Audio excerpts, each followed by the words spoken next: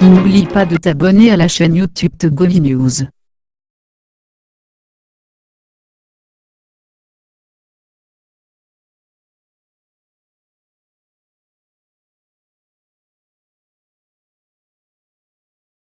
Pour que la démocratie progresse en Afrique, il faut nécessairement limiter les mandats à 2 ou à 3. Madame, Monsieur, bonjour. Bonjour à tous. Merci de nous avoir rejoints sur Radio Taxi FM Lomé à l'heure de Taxi Presse. Taxi Presse ce matin, c'est avec Kenanou Issifou, Olivier Adja, Isidore Akolor et Tchakala Aliro. Nous reviendrons sur les grands sujets de l'actualité sociopolitique de notre pays. Nous parlerons de l'éducation. Nous nous rendrons à Montréal, au Canada, pour relancer le débat ce matin.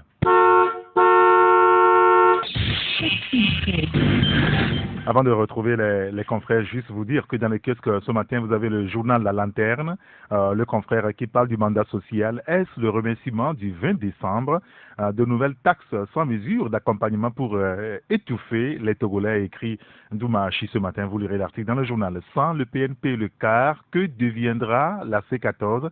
C'est l'interrogation du journal. D'ailleurs, nous reviendrons sur le sujet avec les confrères tout à l'heure. Vous lirez l'article dans le journal La Lanterne. Il y a aussi la dépêche, l'opposition togolaise et la loi de série. Alors, pour comprendre le sujet, il vous suffira simplement d'acheter le journal La Dépêche pour les éléments. Il y a 20 ans, Maman Marie, Kouta, épouse et Yadema nous quittait. Écoutez, vous lirez l'article dans le journal. Et puis, décentralisation, un pays dangereusement émietté. François Bokor, un candidat redouté, écrit le journal La Dépêche. Et il y a le journal Le Messager qui est aussi au téléphone. Alors je voulais qu'on en parle avec le patron de ce journal-là qui est au téléphone avec nous, Tchaboré Bouraïman. Tchaboré, bonjour. Oui, bonjour Eric. Merci de nous avoir rejoints, Tchaboré. Et ce matin, quand on a parcouru votre journal, vous vous intéressez également à la C14, au conclave de la C14 notamment. La montagne accouche d'une souris, écrivez-vous ce matin. Le grand mouvement réduit finalement à la candidature de Jean-Pierre Fabre, Tchaboré.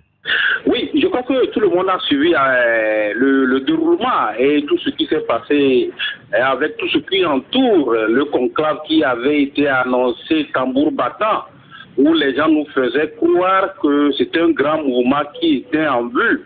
À travers le conclave qui devait se tenir avec les 14 partis politiques de l'opposition communément appelés la C14. Oui. Je crois que c'était une bonne chose pour les militants de cette coalition qui voyaient un nouvel avenir, c'est-à-dire que par rapport aux échecs que les uns les autres ont connus avec leur lutte depuis le 17 août 2017, le 19 août, pardon, 2017 jusqu'à ce jour, mais c'était le moment de se relever. Il y a eu plusieurs voix qui se sont levées pour le dire. Les gens avaient en quelque sorte confiance que c'était le moment qui était venu pour que de nouvelles choses puissent se faire. N'oubliez pas, je le dis entre parenthèses, que le Togo a besoin d'une opposition qui est responsable, qui est forte, qui sait s'organiser pour avoir un contrepoids avec le pouvoir et faire avancer les choses. Mais je le dis, malheureusement, vous avez compris ce qui s'est passé avec ce conclave qui est annoncé, qui en fin de compte s'est réduit à une journée de réflexion. À une journée de réflexion où il n'y avait que 9 partis politiques qui se sont retrouvés à ce conclave. Vous comprenez que ça pose problème. Ça pose problème à ce moment où les gens, comme je l'ai dit tantôt, avaient mis leur espoir, surtout les militants de la coalition avaient mis leur espoir sur ce conclave. Mais finalement, qu'est-ce qu'on a constaté? On a constaté que finalement, après ce conclave, la semaine passée, les gens ont compris que c'était la candidature de Fabre qui était en vue. Donc, quand vous lisez les choses, vous comprenez à peu près que ce qui a fait qu'il y a un certain nombre de partis politiques qui se sont désolidarisés. Parce que le duo Fabre et Adamabou ont voulu mettre devant un fait accompli les autres partis de l'opposition qui n'ont pas pu accepter. Donc, au finish, les gens s'étaient préparés en amont et pour faire comprendre que c'était un conclave, un grand mouvement qui devait se mettre en place. Mais malheureusement, nous avons vu ce qui s'est passé et on a finalement annoncé la candidature de Jean-Pierre Fabre pour 2020. Et c'est ça, en fait, le secret qui était là-bas, le secret qui a discorde entre les partis politiques de l'opposition par rapport à ce conclave. Eric, vous avez vu avec moi, vous avez vu les déclarations, vous avez suivi les déclarations ces derniers jours où il y a contradiction, les gens veulent dire une chose et au même moment ils disent le contraire. Donc voilà ce qui s'est passé avec ce conclave. Et puis c'est une déception par rapport aux militants. Lorsque vous écoutez les militants et les sympathisants de la C14, je crois qu'il y a une déception qui s'est dégagée. D'accord, très bien. Écoutez, on lira l'article dans votre journal Le Messager, et puis vous revenez également sur la journée marathon du chef de l'État hier, Bassar Dankpen Doufelgou, centrale solaire, infrastructure marchande des pistes rurales inaugurée par Faure Gnassingbé, écrivez-vous ce matin. Oui, je crois qu'aujourd'hui, hier mardi, ça a été une journée marathon pour le chef de l'État Faure Gnassingbé qui a inauguré à Bassar une centrale solaire, qui a également inauguré dans Dankpen un marché et dans Doufelgou les pistes rurales. C'est une bonne chose. Nous disons que des moments comme ça sont des moments où il faut apprécier, où les populations ont besoin de vivre. Parce que vous imaginez, Eric, quand vous allez dans certaines contrées de nos pays, se déplacer c'est difficile. Il n'y a pas de piste rurale, il n'y a pas des infrastructures. Et par rapport à l'énergie solaire, vous comprenez que nos populations, dans certains lieux, en ont besoin. Parce que ça fait partie des structures qui peuvent faire développer nos populations dans ces pays. Et voir que le chef de l'État a à cœur ces choses, a à cœur ces actions, a à cœur ce problème des populations, moi je pense que c'est une bonne chose qu'il faudrait apprécier à sa juste valeur. Maintenant, il y a un maintenant, ça je me pose souvent la question, lorsque nous voyons de ces structures qui sont mises en place au profit de nos populations. Comment faire pour entretenir ces structures, Eric? Je crois que c'est là la question. Les choses, l'idée est bonne, mais les autorités ont pris l'initiative de favoriser un certain nombre de choses à travers ces actions mises à la disposition des populations, mais l'entretien pose problème, Eric. Vous comprenez, il y a par le passé certains actes que le chef de l'État a posés, mais au finish, on a vu que 1 an, 2 ans, les structures qui ont été mises en place sont tombées en désuétude. Maintenant, il va falloir un suivi. Je crois que c'est là que moi j'interpelle les autorités, le gouvernement de façon générale. Lorsqu'on met cette structure en place, il faut faire un suivi. Et c'est là également, Eric, qu'il faut comprendre la nécessité d'aller aux élections locales et d'avoir les structures locales pour pouvoir gérer ces structures. Donc, au même moment, j'ai fait un clin d'œil au chef de l'État pour féliciter, mais au même moment, j'ai posé des interrogations dans cet article pour dire, franchement, il est temps qu'on puisse aller à ces élections locales pour doter la base de ces structures de la gestion locale pour entretenir ces structures qu'il met en place, qui sont salutaires. Donc voilà, j'estime que ma voix va porter, j'estime que les gens vont m'écouter pour que je ne suis pas le seul, il y a beaucoup de nos confrères qui ont également relevé les mêmes inquiétudes pour que les autorités, franchement, puissent prendre à bas le corps de ces inquiétudes et faire en sorte qu'après cette inauguration, qu'il y ait un suivi et que les gens puissent bénéficier véritablement de ce qu'on met en place. Écoutez, on lira l'article dans votre journal Le Messager ce matin. Merci beaucoup, Tchaboré Bouraïma. Non, c'est moi qui te remercie, Eric, et bonne journée à toi et salut tout le monde. Merci beaucoup. Surtout les directeurs de Taxi FM. D'accord, allez, bonne journée à vous. Merci beaucoup, Eric. Il y a aussi le journal Fraternité qui est dans les kiosques ce matin. Le pouvoir de Lomé et le clergé catholique, du berger à la bergère, écrit le confrère. Alors vous achetez le journal et vous aurez tous les détails là-dedans. Réforme et présidentielle, l'ANC entretient le flou, écrit le journal. La photo de Éric Dupuis et de Séverin Kossi-Adra à la une du journal Fraternité. Une rédaction encore très rapidement de retrouver les confrères en studio, c'est celle du journal La Manchette. Nous avons Sylvestre Béni qui est au téléphone avec nous. Sylvestre, bonjour. Oui, bonjour Eric et bonjour à toutes et à tous. Merci d'être là avec nous au téléphone ce matin. Et ce matin, justement, dans votre journal La Manchette, vous évoquez les réformes constitutionnelles et institutionnelles. Unir chante la berceuse au Maou, la C14, elle dort toujours.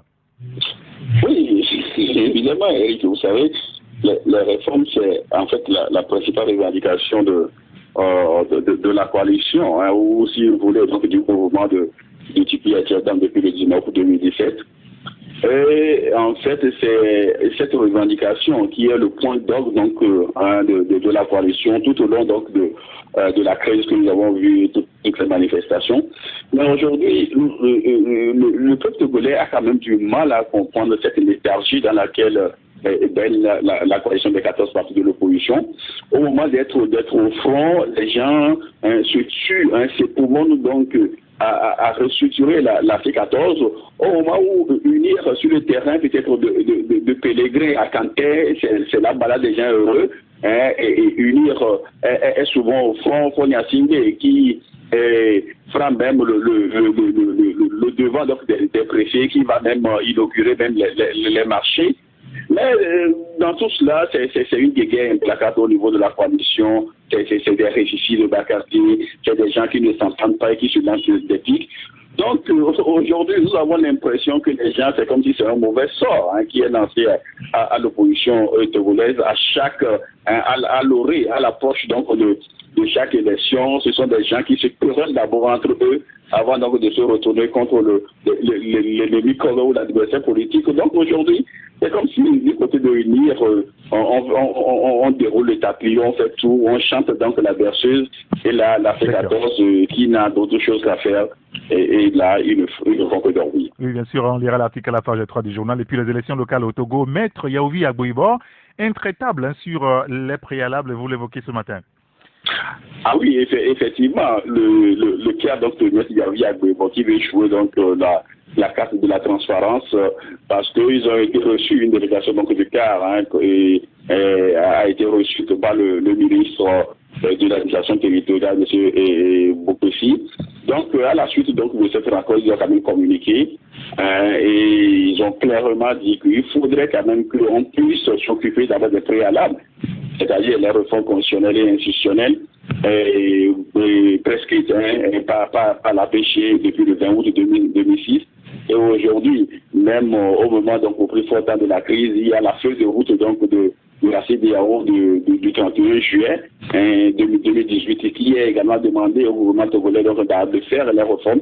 Mais jusqu'aujourd'hui, du moins nous sommes dans cette logique où UNIR ne fait rien faire. UNIR veut encore aller aux élections locales sans les réformes, d'autant plus que l'Assemblée nationale a déjà lancé a ouvert quand même la candidature à ce que les gens viennent compléter donc la liste au niveau donc, de la CENI. Donc ça veut dire que les gens sont dans cette logique-là de continuer parce que devant, comme le dit Babo, c'est maïs. Oui, c'est ça.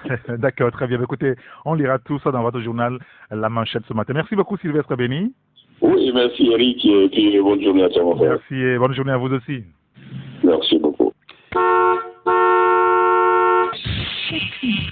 Et voilà, on a fait le tour complet quand même des rédactions et ces deux confrères qui étaient donc au téléphone avec nous. On va retrouver tout à l'heure les confrères en studio, Tchakala Alirou, Olivier Adja et Kenanou, ici pour le développement des titres, en tout cas des sujets que nous avons programmés. On parlera politique avec l'annonce des locales en attendant la présidentielle de 2020. Et puis on reviendra encore sur le redressement de notre pays, le Togo. Des réflexions sont menées ici et là. On tentera un coup à Montréal avec Kofi Sonopon, qui est le directeur de publication du magazine Faisons briller notre pays lors de l'humanité. On y reviendra tout à l'heure.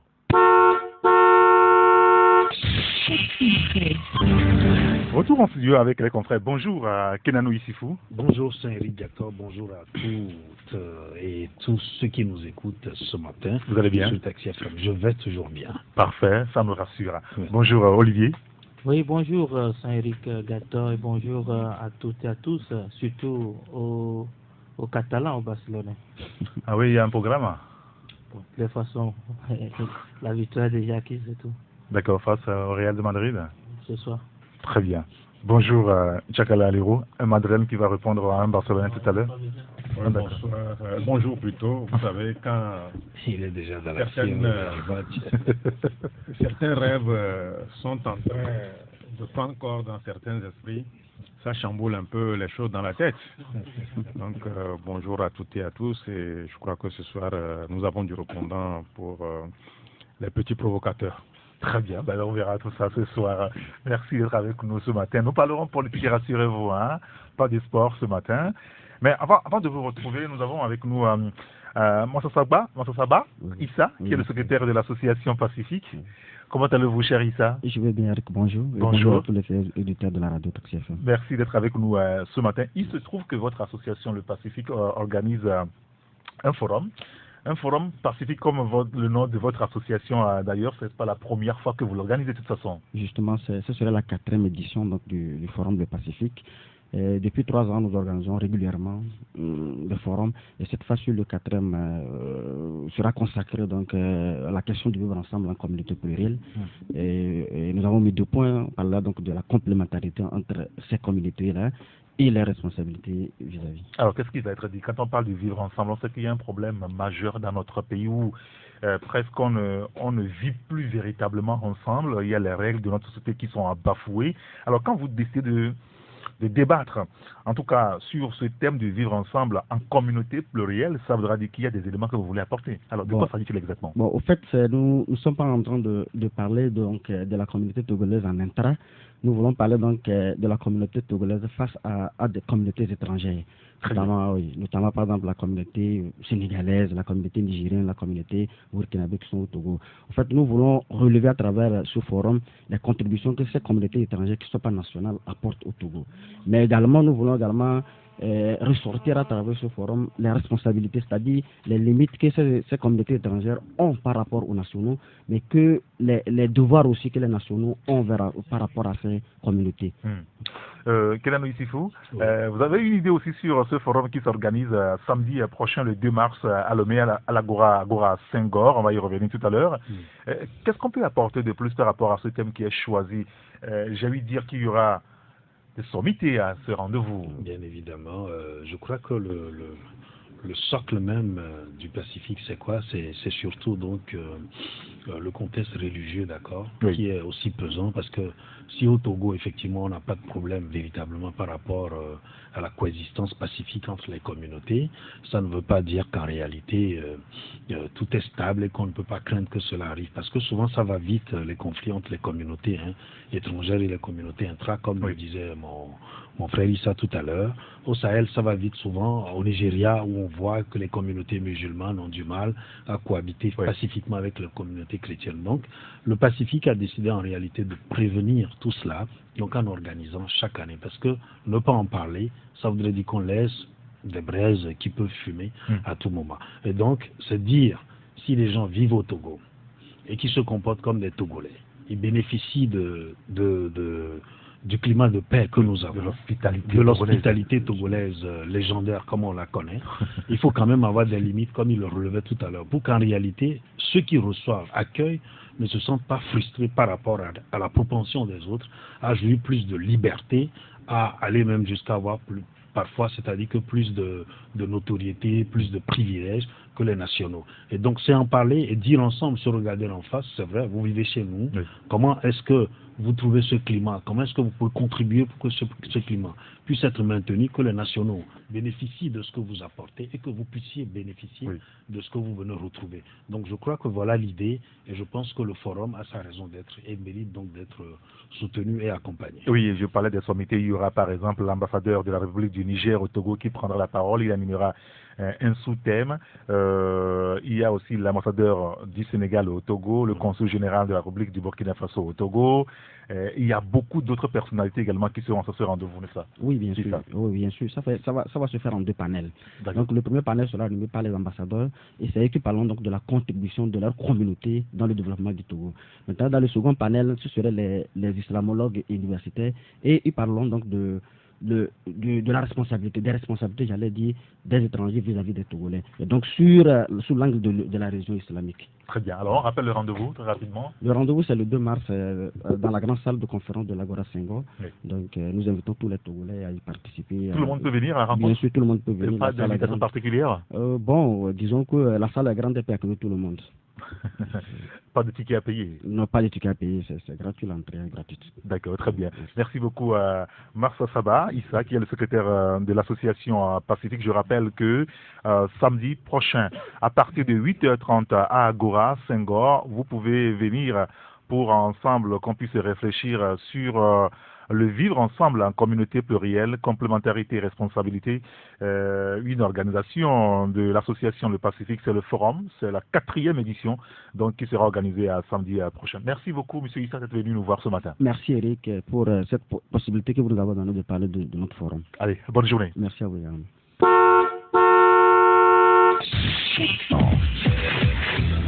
Et nous sommes en studio avec les confrères, nous allons parler politique pour démarrer avec ce qui s'organise et qui s'observe depuis quelque temps.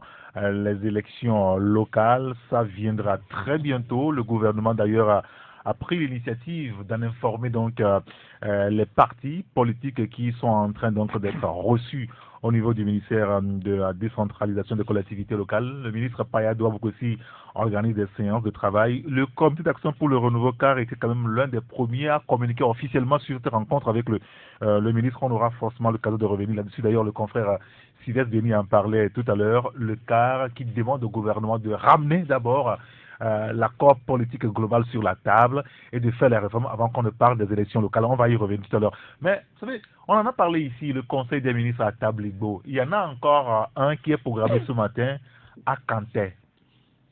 Tchakala Liro. Oui, après Tabligo, c'est Kanté, et cela participe de ces délocalisations amorcées il y a quelques semaines. C'est vrai, quand on y va, c'est pour discuter des questions sérieuses et nous ne sommes pas dans les secrets des premières autorités du pays qui ont décidé de le faire ainsi. Mais ce que nous souhaiterions, c'est qu'après ces conseils des ministres, que certaines préoccupations puissent être des populations qui ont accueilli ce conseil des ministres, ils puissent avoir des actes forts qui se prennent en leur faveur. Donc c'est tout ce que nous pouvons dire. Mais le reste, qu'est-ce que ça induit comme coût? Est-ce que c'est nécessaire, les conseils des ministres? Est-ce que nos villes, vu leur manque de tout, est-ce que c'est opportun maintenant de les faire? Bon, il faut que ça commence à une période et bon, on a estimé que c'est maintenant qu'il faut le faire et bon, vivement que la population des villes dans lesquelles se tiennent ces conseils de ministres délocalisés là puissent bénéficier un temps soit peu des retombées de ce que cette armada... Vous parlez des retombées, on en a vu beaucoup à Dabligo déjà?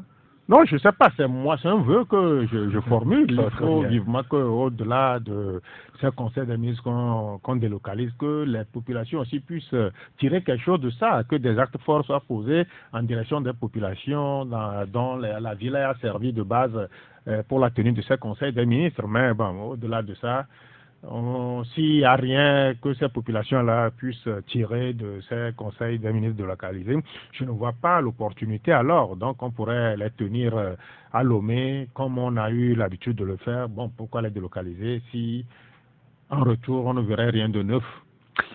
Olivier Adja, est-ce que décidément Faure Gnassingbé n'est pas en campagne pour la présidentielle prochaine? Bon, pourquoi parler de campagne, voir derrière ça une campagne? Je ne crois pas, oui, je ne pense pas. Et Faure Gnassingbé est le président de la République du Togo et il peut faire des inaugurations quand il attend et rien ne l'interdit. Certes, nous sommes en période post-électorale et plutôt préélectorale et voilà, donc ça coïncide avec des réalisations par-ci et aussi la décision de délocaliser et les conseils des ministres. Moi, j'ai toujours estimé que c'était une bonne chose pour la simple raison que les populations qui l'ont élu ont besoin au moins de le voir régulièrement ou de temps à autre et aussi d'être au contact des ministres, d'être au contact des premiers responsables du pays et de partager avec eux leurs difficultés, leurs problèmes. Donc j'estime que ces conseils des ministres, lorsqu'ils se déroulent, ça ne doit pas donner l'impression que ça se déroule dans une tour d'ivoire où voilà, on va et on revient sans avoir l'occasion d'échanger avec les populations, de vivre les réalités de terrain donc de ces populations et aussi de changer un tant soit peu les quotidiens des Togolais. Donc, dans ce sens, ce serait une bonne chose. Mais si les conseils se déroulent dans une ville et après 5 ans, on revient et la situation est la même, je dirais que, bon, ce n'est que alors là du folklore. Très bien. Kenano Issifou, sur ce sujet, un mot. Ben oui, je crois que nous étions les premiers ici la dernière fois à souhaiter que ce soit une tradition et que cela puisse accoucher effectivement de retombées. On a commencé, je l'avais dit la dernière fois, c'est trop tôt pour dire aujourd'hui que c'est quelque chose qui en réalité est d'intérêt ou pas. Mais ce qu'il faut relever, c'est que Kanté Tablibo hier, Kanté aujourd'hui, c'est trop tôt aussi de dire qu'après Tablibo, entre Tablibo et Kanté, il n'y a pas eu de véritable changement. De toute façon, ce que je relève, c'est que personne n'a demandé. Nous n'étions pas ceux qui avions demandé au président de la République forte de le faire, mais notre souhait, je crois qu'il est en train de marcher dedans, en délocalisé dans les villes, au contact des populations, c'est toujours une bonne chose. Mais comme nous le dit, que ce ne soit pas de la gabégie après et qu'il y ait rien. C'est ça l'inquiétude donc des uns et des autres. Et véritablement, si c'est une tradition qui vient d'être installée, il faut que déjà à la 3e, 4e étape, qu'on puisse voir réellement des actions qui sont sous-jacentes, donc à cette démarche qui est en train d'être menée. Très bien. Et ça nous amène à évoquer donc la question politique au Togo avec les élections locales qui s'organisent. Au niveau de l'opposition, les divergences de vues apparaissent déjà au niveau de la C14, même si on ne communique pas encore véritablement sur les conclusions de la journée de réflexion. Certains de nos confrères qui sont dans les confidences au niveau de la C14 nous renseignent que, eh bien, cette coalition entend participer aux prochaines locales, mais en rang serré, en entendant de faire pression sur le gouvernement pour que des réformes soient faites pour que la présidentielle soit bien ouverte. Au niveau du CAR, le CAR qui s'est mis en retrait un petit peu dans cette coalition, eh bien, pour avoir été donc reçu par le ministre Paya Douaoukwesi, Maître Yaovi Agboibo et sa suite ont été clairs. Vous ramenez sur la table de négociation l'accord politique global, vous faites les réformes et on ira aux élections locales après.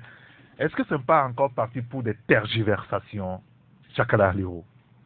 Non, pourquoi parler de tergiversation? Non, moi je ne vois pas la chose ainsi. Et vous savez, l'accord politique, ça tient tellement à cœur au CAR et à Maître Yaovi Agboibo, parce que cela émane des Togolais. C'est les Togolais qui ont fait en sorte que cet acte fondateur du renouveau togolais puisse être acté. Vous avez vu la ferveur qui était autour de cette chose en 2006 quand on signait cet accord politique global. Donc les Togolais avaient dit que bientôt nous verrons le bout du tunnel.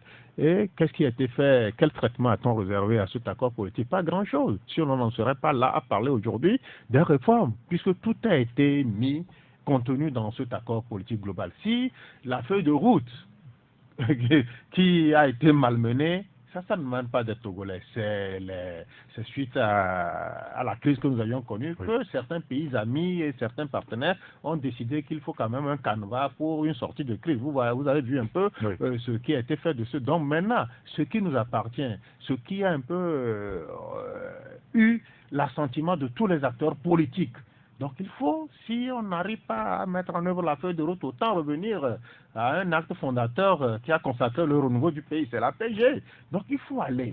Donc je crois que le CAR n'est pas en train de jouer un disque rayé, mais c'est un disque d'actualité, puisque tout ce qui était contenu dans l'accord politique, si ça avait été mis en œuvre, on ne serait pas là. Il n'y aurait même pas eu cette histoire de 19 août. Oui, mais cette demande de ramener sur la table de négociation l'accord politique global et donc de faire les réformes, c'était la même chose jusqu'à ce qu'on aille aux élections le 20 décembre dernier. Mais on ne va pas tout le temps remettre à demain ce qu'on peut faire aujourd'hui. C'est pas parce qu'on n'a pas pu mettre ça en œuvre pour que les législatives aient lieu et que maintenant on ne peut pas remettre au gré du jour cet accord politique. Il faut un moment que les acteurs politiques se décident à bien faire. Ça fait plus de 30 années que nous n'avions pas connu les élections locales. Si on doit peut-être opérer la réforme pour que les premiers pas de ces locales-là puissent faire avec les réformes bien effectuées, je crois que ça serait quelque chose là.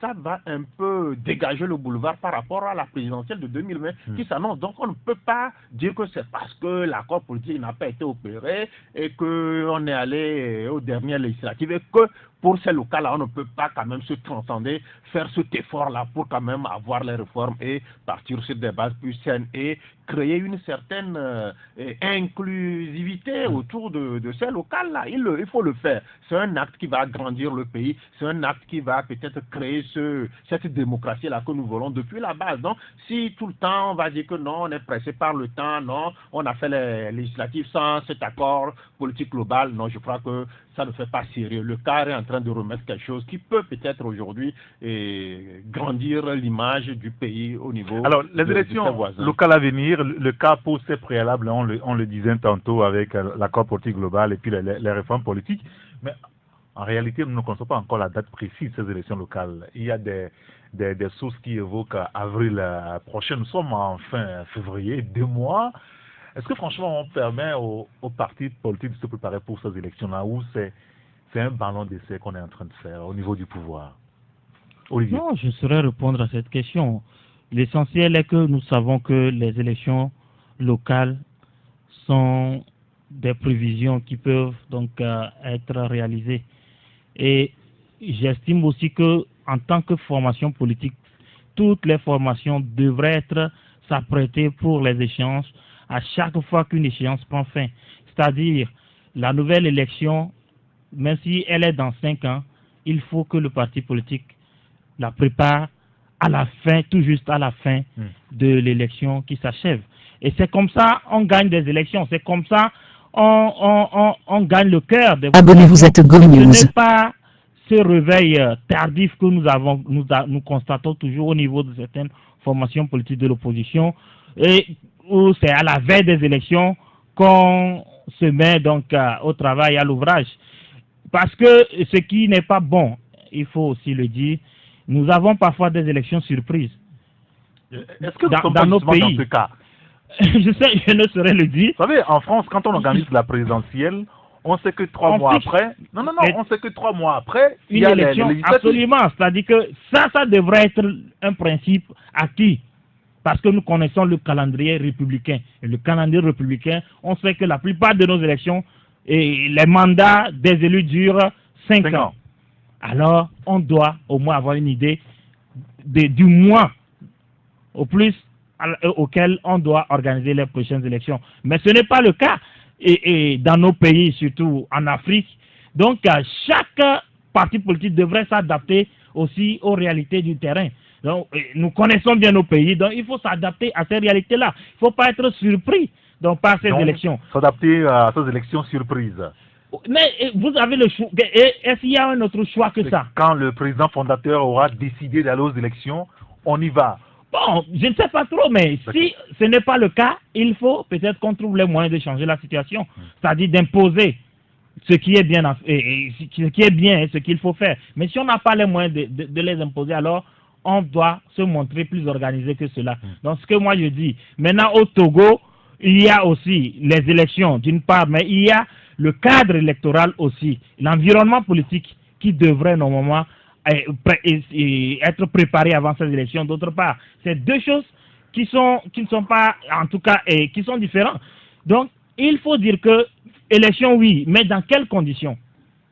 Ça, il faut se poser la question. Parce qu'on a parlé des réformes. Mais jusqu'ici, on n'a pas encore les réformes. Et les réformes électorales, les réformes constitutionnelles, les réformes sur d'autres plans, on ne les a pas. Donc, est-ce qu'on va aller à ces élections sans les réformes? On a posé la même question, rappelez-vous, à la veille des législatives. Est-ce qu'il faut aller aux élections du 20 décembre sans les réformes? On s'est rendu compte que le pouvoir de Faure Gnassingbé y allait sans les réformes. Il n'y a pas eu de fusion de sang. Aujourd'hui, on repose le même problème. Est-ce qu'il faut aller au local sans les réformes? Et si on y allait, si le pouvoir fixait une date pour y aller, l'opposition va-t-elle boycotter une nouvelle fois ces élections locales, puisque le CAP dit, si vous ne ramenez pas la PG, si vous ne faites pas les réformes, eh bien, il n'y aura pas les élections locales. Est-ce que c'est pas la même rengaine finalement? Il a dit qu'il ne serait pas bien. Le cas n'est pas représentatif de toute l'opposition togolaise, ça c'est le premier élément. Et quand on a écouté les confrères tout à l'heure, à la sortie donc du conclave de nos amis de la C14 ou C13, je ne sais plus, les signaux sont déjà donnés pour que les gens participent au local. Et moi je pense que je conseillerais vivement que les gens participent au local si jamais le gouvernement togolais, l'État togolais arrivait à fixer des dates pour ces élections, parce que vous l'avez dit, j'ai aimé votre développement tout à l'heure, Rigaton, en disant qu'on avait craint une effusion de sang, il y a eu les législatives, rien ne s'est produit. Non. Alors, Olivier Adja le disait tout à l'heure, tant que nous connaissons nos réalités, pourquoi est-ce que nous ne prenons pas sur nous d'accord? Ce n'est pas tailler en fait une démocratie à la mesure à la togolaise, hein, mais c'est de tenir compte en réalité de notre contexte tel qu'il évolue. On a parlé de l'APG. Entre-temps, il y a eu une feuille de route. Le développement Tchakala le montre si bien. L'APG, à un moment donné, certains l'ont déclaré caduque. Est-ce que la feuille de route, je me pose la question, n'est pas aussi... Oui, mais caduque dans les têtes. Alors, allons-nous à chaque fois dans ce perpétuel recommencement où les gens parlent du mythe de Sisyphe? Je crois qu'il faut en sortir. Moi, ce que je conseillerais, si jamais les dates sont fixées, il faut que les gens participent aux élections. Pourquoi? Parce qu'il y a un élément que nous oublions. Les réformes que nous réclamons ne sont pas toutes en réalité, ne vont pas avoir toute une influence directe sur les locales. C'est de tenir compte peut-être de la réforme qui permettent effectivement d'avoir de bonnes locales. Oui, justement, on parle aussi de la réforme électorale. Oui, mais ne l'oubliez pas. Oui, mais bien sûr, c'est de dire peut-être en proposant au gouvernement de prendre les éléments un à un et de pouvoir évoluer. D'abord les éléments qui ont trait donc directement aux élections locales et pouvoir on arrange. Après on va aux élections. Il non, faut pas encore en 2020 forcément. D'accord, mais si on arrive à obtenir cela, c'est que c'est une base qui est établie. Parce que ne l'oubliez pas, tant que nous ne serons pas en réalité dans l'état d'esprit de s'attaquer au problème, d'aller directement aux échéances, de se dire à tout moment il y aura élection, parce que, comme il le relevait tout à l'heure, il ne faut pas attendre les échéances en réalité pour se prononcer. Il faut être présent sur tout le fil du temps. C'est ce que moi je suis en train de dire. Il ne faut pas attendre forcément les élections avant de pouvoir réagir. C'est de se dire, on est là, on est un parti politique, on travaille pour effectivement remporter les échéances, on est prêt pour les échéances à tout moment, on est au contact des populations, mais en même temps au contact de l'adversaire, parce qu'on prend langue avec lui sur les éléments où on peut faire des concessions, ou alors on marque son opposition sur les éléments où on n'est pas d'accord et avoir de la constance et de la régularité. C'est ce que moi je dis. De toute façon, quand on voit, c'est-à-dire que la manière dont les choses évoluent, on a l'impression que, comme je le dis, nous n'avons pas encore commencé notre démocratie. Et les locales, pour moi, c'est une aubaine pour que les gens trouvent le petit modus vivendi qui permet de pouvoir aller et de dire c'est un nouveau renouveau, si je peux l'appeler comme ça, parce que le renouveau, il y en aura toujours. Tchakala, vous n'êtes pas d'accord avec Inanou Issifou? Non, mais je ne voudrais pas qu'on caricature la chose ainsi, comme si il y a une façon de faire les élections toujours au Togo. Il ne faudrait pas qu'on impose une conduite à suivre à toute une masse. Les réformes, ce n'est pas pour X, ce n'est pas pour Y. C'est pour que le Togo puisse aussi être cité en exemple comme ces pays de grande tradition démocratique. C'est ça les réformes. On ne le fait pas pour faire plaisir à X ou Y. À partir du moment où les réformes ont un grand impact sur les élections, il faudrait que nous y allions. Il ne faudrait pas qu'on fasse les choses comme des packages. Il faut faire ci. Il a dit que mais il faudrait que les gens s'accordent par rapport aux réformes au local et après tout le monde. Non, il faut faire la chose de façon globale et on en finit une fois de bon. Puisqu'il y a des difficultés sur le terrain. Quelles difficultés elles sont où? Elles sont où? C'est une question de manque de volonté. La difficulté n'existe nulle part. C'est une question de manque de volonté. Si les gens s'accordent, si on ne faisait pas les petits calculs autour de ces réformes à faire, vous pensez qu'on serait là encore à parler de réformes? Tous ont accepté l'accord politique. Maintenant, à un moment, il y a eu des défections par rapport à sa mise en œuvre. Vous êtes d'accord avec moi? Même cette feuille de route de la CEDEAO, tous étaient d'accord qu'il faudrait quand même qu'on la mette en œuvre. Mais à un moment aussi, il y a eu des défections. Donc nous allons continuer comme cela? Non, il faut à un moment savoir s'arrêter. Quand on dit que les élections locales ont un sens pour que notre démocratie puisse avoir une bonne bouffée d'oxygène, il ne faudrait pas escamoter les États, il ne faudrait pas qu'il y ait de petits paquets. Non, on fait ici et à l'approche de 2020, on va encore faire d'autres choses conformément. Non, il faut aujourd'hui aller de façon globale. Il faut créer un large consensus autour de ces questions liées aux réformes et là, le pays se porterait mieux. Pourquoi toutes les fois quand il est question d'élection, bon, on remet cette question de réforme sur le tapis. Parce qu'à un moment, on ne les a pas faites, ces réformes-là. Donc aujourd'hui, il faudrait qu'on y aille et il ne faudrait pas qu'on fasse les choses suivant les convenances de certains parce que bon, on a une certaine mainmise sur toutes les structures et que ce que nous déciderons, c'est ça qui va avoir le droit de décider sur les autres. Avant de vous donner la parole, Kenan ici, je voudrais quand même rappeler à nos auditeurs qu'ils peuvent aussi intervenir dans ce débat. Tout à l'heure, même à partir des SMS et des WhatsApp, sur notre numéro SMS ou WhatsApp, c'est le 90 71 49 62 90 71 49 62 pour les messages SMS et WhatsApp. On aura forcément le temps de vous donner la parole d'ici la fin du magazine pour que vous nous appelez directement au téléphone et discuter un peu avec nous. Oui, je suis heureux d'entendre à nouveau qu'en réalité, l'APG émane de l'esprit commun des Togolais et de la feuille de route. Je suis heureux aussi que nous parlons des mêmes acteurs. Si on parlait, d'accord, d'acteurs différents, comme je l'ai souvent préconisé aujourd'hui, je serais totalement d'accord avec le confrère, parce qu'en réalité, à un moment donné, on a fait table rase et qu'on a décidé d'aller avec de nouveaux profils à un renouveau réel togolais. C'est pour ça que je le disais tout à l'heure. Mais malheureusement, nous sommes avec les mêmes acteurs qui sont partis de l'APG, qui a été un échec, et qu'aujourd'hui, la feuille de route... APG n'a pas été un échec. Non, mais écoutez... Dans la mise en œuvre, vous voulez dire? Oui, mais bien sûr. L'APG n'a pas été mis en œuvre. Il faut situer les responsabilités. Entre-temps, c'est que je suis désolé, Maître Yaovi Agbouibo, il est passé par le gouvernement togolais. Non, on sait ce qui s'est passé, hein. Mais bien sûr. À la primature. Mais et là, c'était compliqué pour lui. C'est ce qu'il a dit. Et là, justement, c'est pour ça que je dis, tenons compte de notre contexte et de nos réalités. C'est tout simplement ce que je dis. Moi, je refuse d'être un idéaliste. C'est vrai ce que nous disons. L'idéal aurait été qu'effectivement, les gens, quand ils prennent des décisions, ils actent des choses qui puissent aller jusqu'au bout.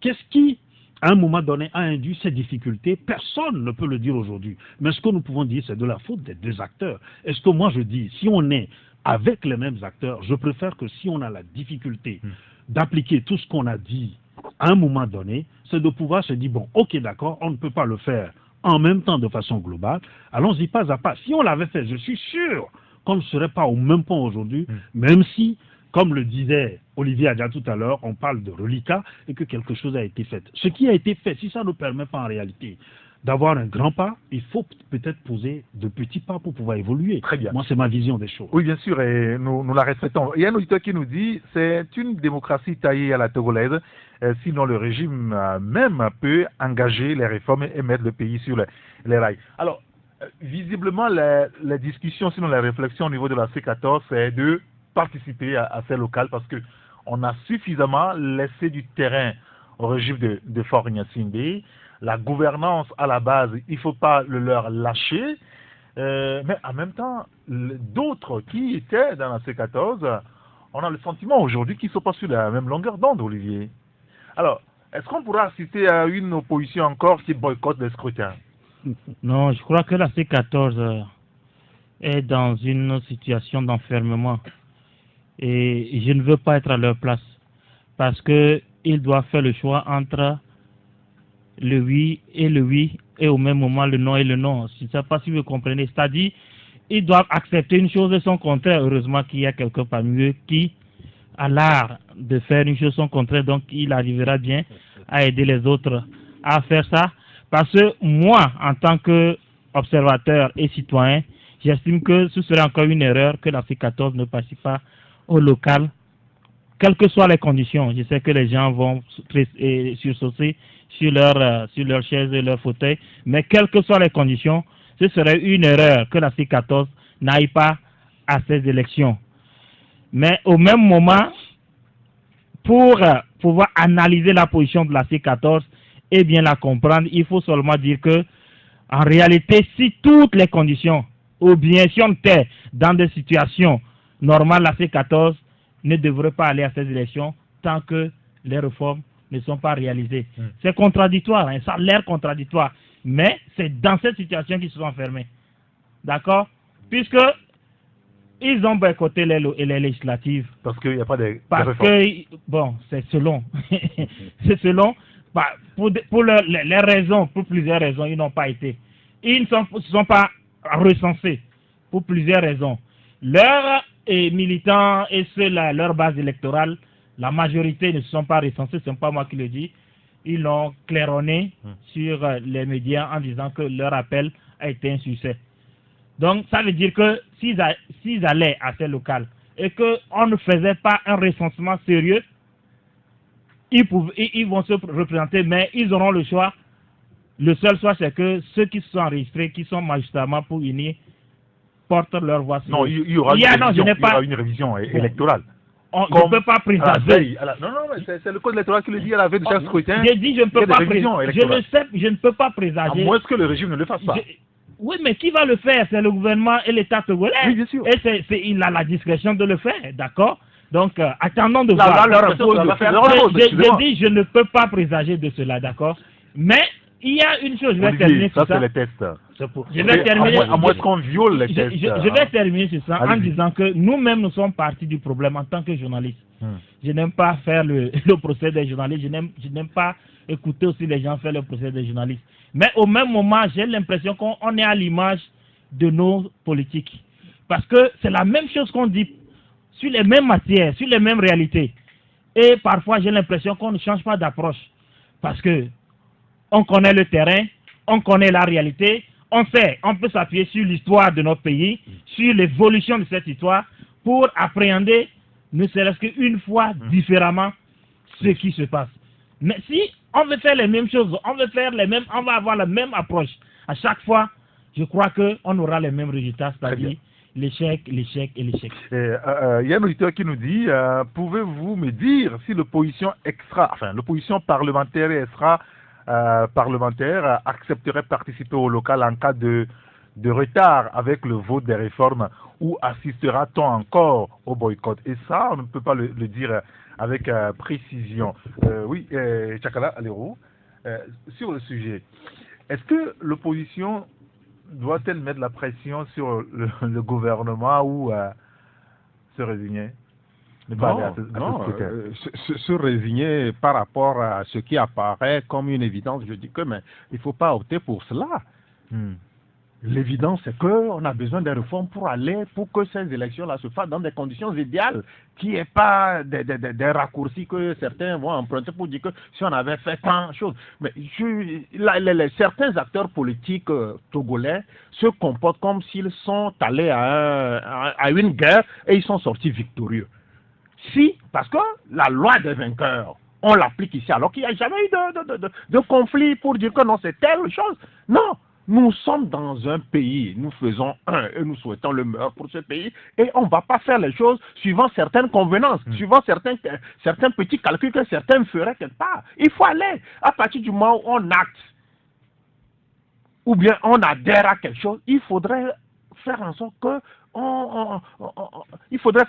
cette chose-là puisse s'imposer à tous. Mais ici, on constate que non, mais dans une certaine ferveur, quand on est dos au mur, on croise les bras, on atteint au même moment, on a son petit calcul derrière qu'on est en train de faire. Sinon, on n'en serait pas là. Moi, je ne voudrais pas que tout le temps, on dise que non, c'est parce que les gens ont boycotté. Ils ne boycottent pas les élections pour le plaisir de le faire. Ils le boycottent parce que toutes les conditions ne sont pas réunies pour que, les gens ne se disent pas que nous sommes allés, il y a eu tel et tel. Oui, mais le boycott, excusez-moi, le boycott du 20 décembre n'a pas empêché la tenue du scrutin. Mais là, on voit un parlement monocolore. Mais on va toujours continuer comme ça. Est-ce qu'on est fier d'aller dans cette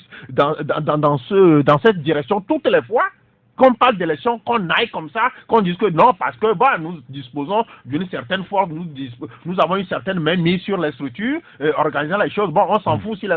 Non, on ne va pas continuer comme ça, il faudrait que nous ayons la décence de faire les choses une fois de bon pour qu'on ait une large adhésion autour de la question. C'est pas parce que toutes les fois, mais si les autres refusent de ne pas aller, il y a aussi certains qu'on va piocher de gauche à droite pour essayer de se donner bonne conscience qu'il y a eu d'autres bords qui ont pris part à l'élection, qu'on va toujours continuer à emprunter cette voie-là. C'est pas la bonne voie. Je ne souhaiterais pas que les gens encouragent cela. Il faudrait que les Togolais, pour la grandeur de leur pays, pour même la démocratie que nous souhaiterions bâtir, que les gens optent pour quelque chose de grand pour notre pays. Et ce quelque chose de grand-là, ça passe par les réformes. Parce que nous tous, nous avions adhéré à ça et on ne doit pas aller suivant nos petits calculs. Si je fais les réformes, est-ce qu'au bout du fil, je vais... Et d'ailleurs, au lendemain de ces élections législatives, le refrain était presque le même au niveau de tous les états-majors. Oui, les réformes, nous allons les opérer,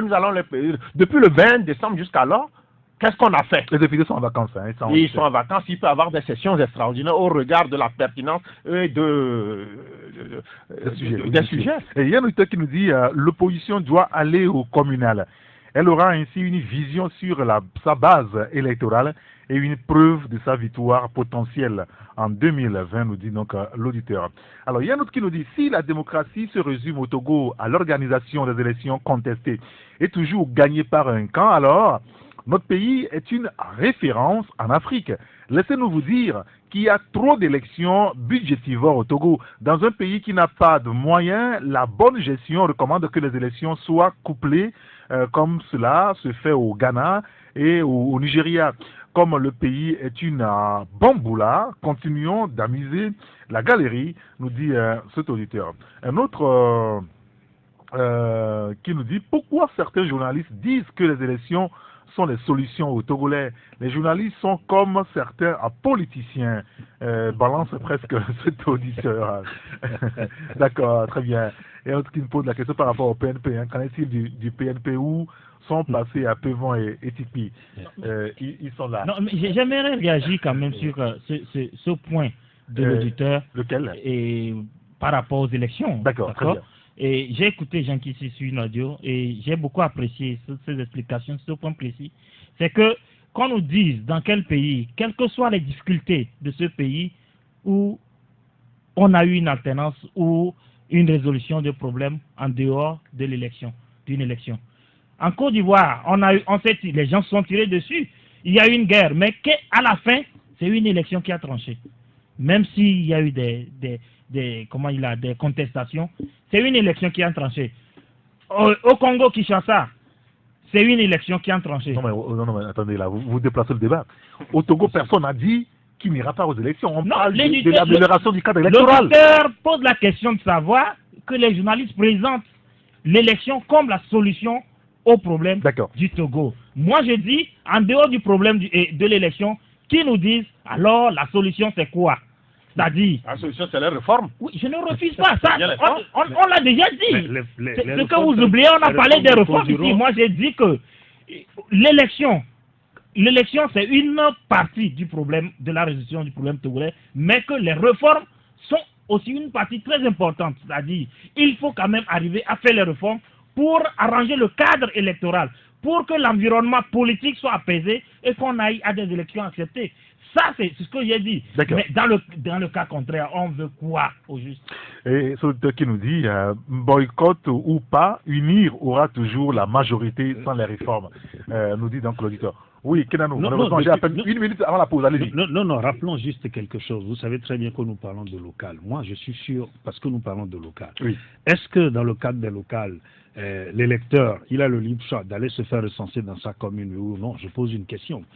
Est-ce que quand nous parlons de local aujourd'hui, il est question que le contentieux soit vidé par la Cour constitutionnelle? Je pose une question. Ce sont ces éléments-là que je disais tout à l'heure qu'il faut prendre point par point et le comparer avec la feuille de route que nous avons. Sinon, les revendications d'accord de la C14 pour se demander s'il y a opportunité d'aller à ces élections ou pas. Sinon, à mon avis, ce serait un bénéfice capital, d'accord, de moins encore perdre que de ne pas aller au local. Parce que quelqu'un l'a dit tout à l'heure, l'auditeur, ça permettrait en réalité d'être dans la base, d'accord. Et moi, je trouve que c'est un nouveau départ de se dire, pour l'opposition togolaise, c'est maintenant que nous commençons notre réelle démocratie à la base. Oui, mais quand on part pas sur le même pied d'égalité. Non, mais écoutez. Parce qu'il s'agit aussi de ça. Hein. Nous savons très bien que, quel que soit Alpha et Beta, il y aura les locales. Vous et moi, nous le savons très bien. Tout comme, quel qu'a été Alpha et Beta, on a eu les législatives. Mais c'est tout, c'est de ça que je parle. Mais la question de Tchakala, est-ce qu'il faut toujours continuer comme ça? Non, si nous ne parlons pas des mêmes acteurs. Que les frustrations ne vont pas rester. Je dis non, si nous ne parlons pas des mêmes acteurs, si nous ne parlons pas, c'est-à-dire que des mêmes problèmes. Si ce sont les mêmes acteurs, et si ce sont les mêmes revendications, et si ce sont les mêmes problèmes qui sont posés, je crois que pour une fois, il faut tenter de faire les choses autrement. Très bien. Il y a un auditeur qui nous dit « Personne au Togo ne sait comment vont finir les problèmes togolais. Les membres de l'UNIR pensent qu'ils ont la situation en main et ils sont malins. Ils seront surpris un jour, nous dit l'auditeur. » Il y a un autre qui nous dit avant la pause « Dommage que Faure Gnassingbé a attendu la fin de son mandat dit social pour être au four et au moulin pour plusieurs projets de développement. La délocalisation du Conseil des ministres se fait juste pour la campagne présidentielle de 2020, croit savoir l'auditeur. On verra si après les élections de 2020, les conseils des ministres vont encore se délocaliser. Nous allons marquer une pause. On se retrouve après. Il est 12h03 sur Radio Taxi FM Lomé. Vous écoutez Taxi Presse avec Kenanou Issifou, le patron du journal L'Estrade, Olivier Adia, le patron de l'agence de presse Afripresse et du journal Arakiri, et Tchakala Alizrou, le grand citoyen d'État, le patron du journal Courrier de la République. Avant de le retrouver pour la suite du débat, nous sommes mis en liaison avec la rédaction de Taxi FM et c'est avec Jean-Marie Leblanc. Jean-Marie, bonjour. Eric, bonjour. Bonjour à tous. Merci de nous avoir rejoints. Vous êtes au programme pour 12h45, hein, Taxi Midi. Quel est le contenu de votre journal, Jean-Marie? Eh bien, à midi 45, on va parler du rêve du président de la délégation spéciale de la préfecture du Golfe de Voine, route d'orbée d'espace vert. Korsi Aboka, en opération GTA propre, c'était mardi. Hugues Atipo est témoin. Dossier santé avec la 3e revue annuelle du portefeuille de l'organisation de la santé, une table ronde de 3 jours a lieu depuis mardi à Lomé. La santé n'a pas de prix, j'y reste avec cette fois-ci la 3e édition du marché du bien-être et de la santé également ouverte mardi à Lomé. Au menu, la médecine traditionnelle percée comme une médecine alternative. Et le rendez-vous est pris à midi 45 pour le détail. Et c'est avec vous, Jean-Marie Leblanc. Merci beaucoup, Jean-Marie.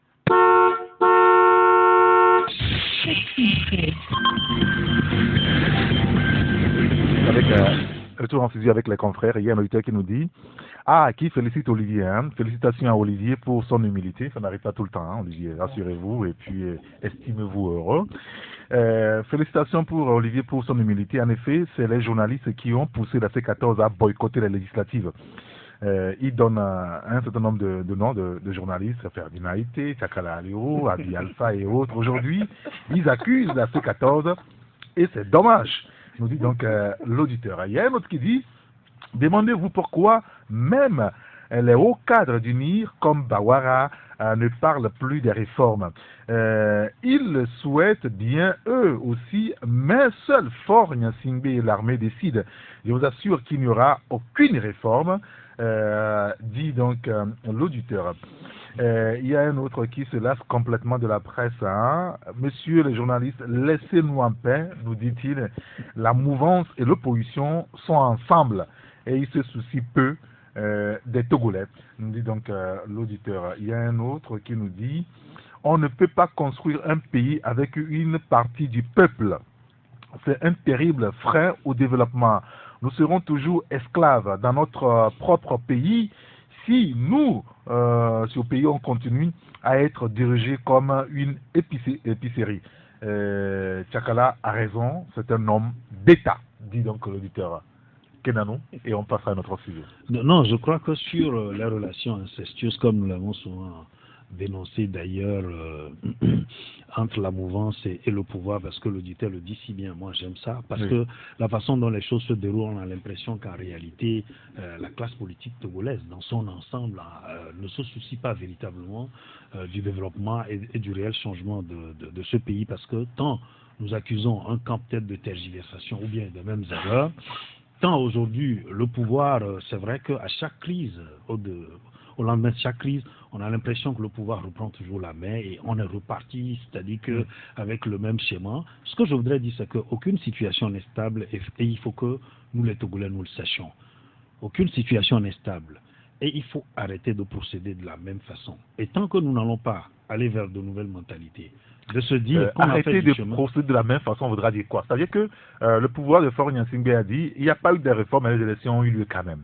Et donc, on reconduit ça. Il n'y aura pas des élections, mais les locales auront lieu quand même. Peut-être qu'on va continuer cela.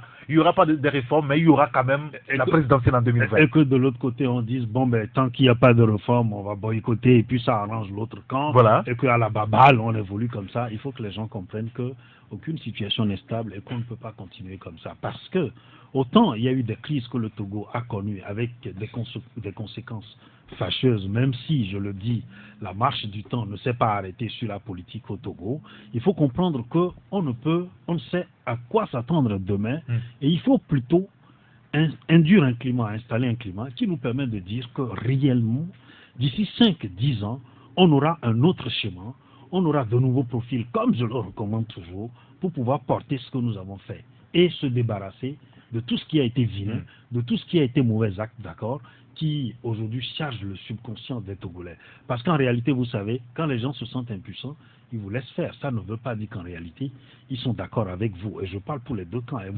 Et moi, c'est ce que je dis en préconisant que nous changions de mentalité, que nous procédions. Qu'on change de paradigme. Oui. Oui, Olivier. Non, mais il faut faire noter une situation, et l'auditeur l'a dit, c'est que, Olivier, moi j'ai l'impression que le peuple est pris entre deux feux. D'accord, le feu de ceux qui sont au pouvoir, des dirigeants, et le feu de l'opposition. Le peuple est devenu une marchandise entre ces deux camps. Donc que parfois on échange, on discute, on fait des échanges, ou bien en tout cas un troc. Et l'auditeur là, c'est bien vu. On ne vient pas à la radio pour dire tout et n'importe quoi. Et de toutes les façons, il y a des rumeurs, mais nous n'avons même pas les preuves donc pour avancer quoi que ce soit. Mais c'est une façon aussi de dire que faisons attention, parce que la politique aujourd'hui, les politiciens ne sont pas forcément ce qu'ils présentent comme visage, ne sont pas forcément ce qu'on pense de. D'accord, très bien. Merci beaucoup, Olivier. Un radicalisme dur, une merci beaucoup. Allez-y, Sakala. Non, mais très rapidement. En fait, nous ne sommes pas là pour passer des consignes à quelque bord politique que ce soit. Nous sommes là pour analyser, donner nos points de vue sur des sujets que nous avons. Nous donnons aussi la possibilité aux auditeurs de donner aussi le leur. On n'a jamais donné des directives à X ou Y. Nous sommes des citoyens, nous sommes dans la cité et nous vivons ce que nos acteurs nous préparent comme soupe à boire. Donc, nous ne vous... Quelqu'un a cité certains noms, tout ça là, mais ça m'a un peu amusé à partir du moment où je ne me vois pas, moi, petit Ali Tchakala, donner des instructions à un leader politique pour que non, voici la conduite à tenir par rapport à telle situation. Il y a un autre auditeur aussi qui est dans la même veine. Hein. Il dit que certains journalistes n'ont pas dit la vérité à l'opposition, croyant qu'ils font le journalisme de combat afin de chasser le pouvoir en place. Or, ce pouvoir ne peut partir que l'opposition cesse d'être radicale, mais poser des actes loyaux. Voilà. Il y a des situations sur lesquelles moi je me dis intraitable. C'est la réforme. C'est tout. Les réformes pour l'image de notre pays. Pour que, à un moment donné, on finisse avec cette sempiternelle question de réforme et qu'on engage le pays sur la voie de développement. Quand il s'agira des questions liées aux réformes, pour ça, je ne vais jamais lier ma langue. D'accord, très bien. Merci beaucoup. Et je voudrais qu'on place rapidement un mot avant de parler du relèvement de notre pays, le Togo, et de l'éducation. On en a parlé déjà une fois. On va relancer le débat puisque depuis le début de la semaine, on en parle. Je voulais vous interroger par rapport donc à l'initiative de la délégation spéciale de Lomé. L'honorable député Aboka, c'est comme il s'appelle? Oui, d'accord, très bien. Kossi, à Boka, il refait ce qu'il sait faire mieux, le mieux. C'est-à-dire, on détruit les étalages, des gens qui sont dans l'emprise de la voie publique, on les dégage. Et il était célèbre, il est craint pour ça. Il semble qu'il a recommencé le travail. Il veut, et Jean-Marie tout à l'heure le disait, il va le développer à 12h45. Aboka veut des espaces verts aux abords des routes, quoi qu'il advienne, et on dégage tout le monde. Le cas au niveau de GTA illustratif depuis hier et tout le monde en parle. Quel commentaire vous en faites? Je vais commencer par vous, Tchakala. Oui, Aboka, le triste Aboka, malheureusement, il se signale là où il ne faut pas. Et là où il faut se signaler, ben, il n'apparaît jamais là-bas. C'est vrai, la capitale togolaise ne doit pas être un grand bazar où on va entreposer les choses sans des sous. Mais les espaces verts dont il parle, nous, on aurait souhaité quand même qu'on crée des espaces verts dans des zones dites d'utilité publique, là, non, pas les espaces que tous les barons sont allés, tous ceux qui sont là. Ah oui, les réserves. Les réserves administratives, il faut le faire. Il faut créer. Le Togo est la seule capitale où il n'y a pas des espaces verts comme ça entretenus. Donc, mais au bord de la route, quelques centimètres, quelques véhicules qu'on gare et il veut en faire toute une histoire disant qu'il faut créer des espaces verts. Moi, je dis qu'il est hors sujet. Il n'est pas... non, c'est des gens sans vision. Quand tu es sans vision, tu es obligé de te signaler de cette triste façon. Aboka, c'est un homme sans vision. S'il était un homme sans vision, ils auraient épargné nos réserves administratives pour en faire des espaces verts et que les gens iraient se reposer, se recueillir. S'il était un homme avec vision, il le ferait. Ils épargneraient les espaces là et puis qu'ils laissent les gens gérer les trucs là et puis bon, s'il faut que ce soit possible, on leur colle des amendes, on te colle une amende une fois, deux fois, trois fois, tu vas t'assagir, mais aller prendre d'assaut tous les réserves à choses publiques, administratives et puis maintenant s'attaquer aux petits centimètres carrés qui se trouvent au bord de la route, je dis qu'il est en train de lâcher la proie pour l'ombre. Pour l'ombre, très bien. Kedano et puis Olivier. Non, ce que je relève, c'est qu'il le fait souvent, mais à chaque fois, les gens se réinstallent et il faut toujours recommencer. Mais parmi ces gens-là, il y a des gens qui ont quand même l'autorisation en bonne et due forme. Rappelez-vous, lorsque le chef d'État devait quand même inaugurer, fait la pose de la première pierre de l'hôpital Saint-Péregrin, on a dégagé des gens les conteneurs qui étaient là, qui ont de... Oui, c'est en même temps, c'est ça le paradoxe,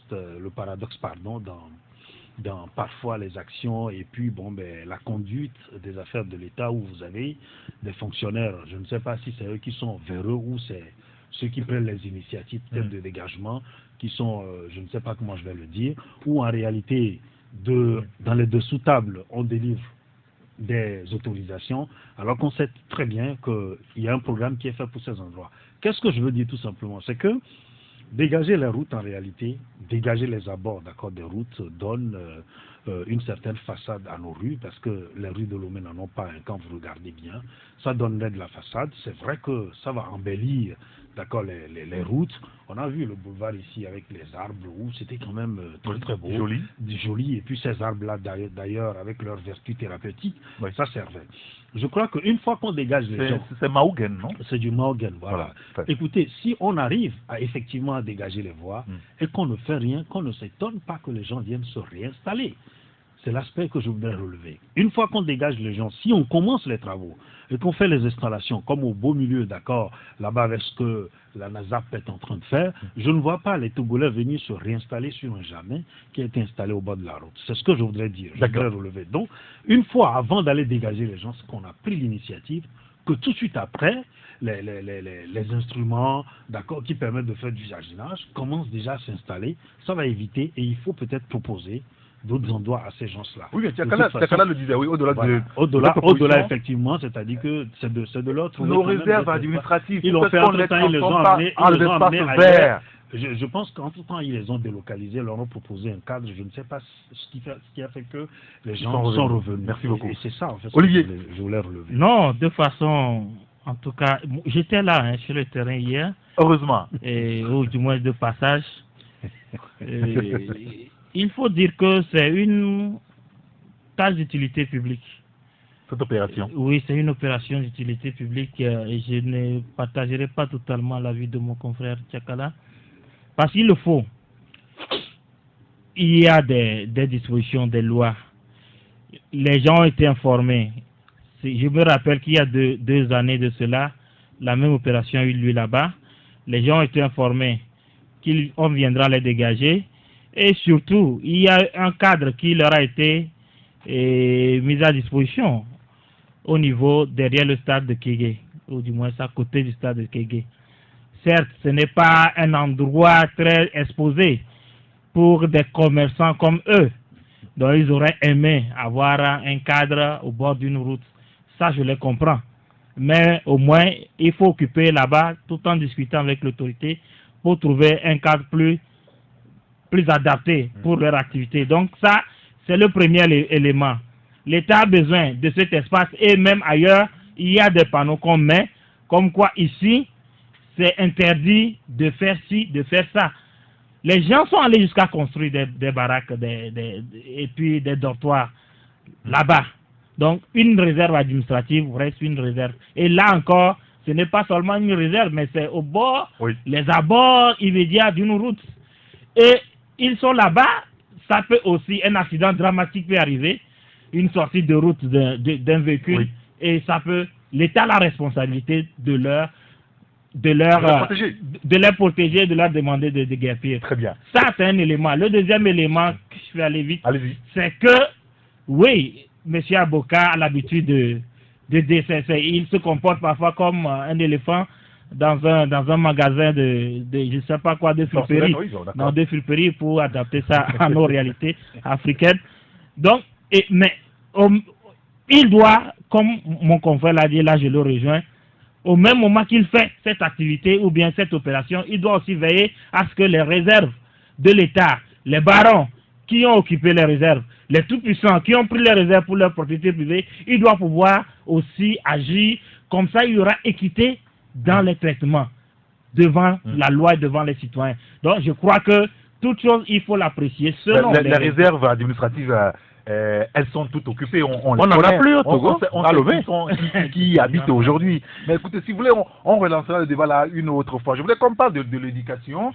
L'éducation avec le redressement de notre pays, le Togo. Comment est-ce qu'il faut remettre notre pays, le Togo, au travail par l'éducation.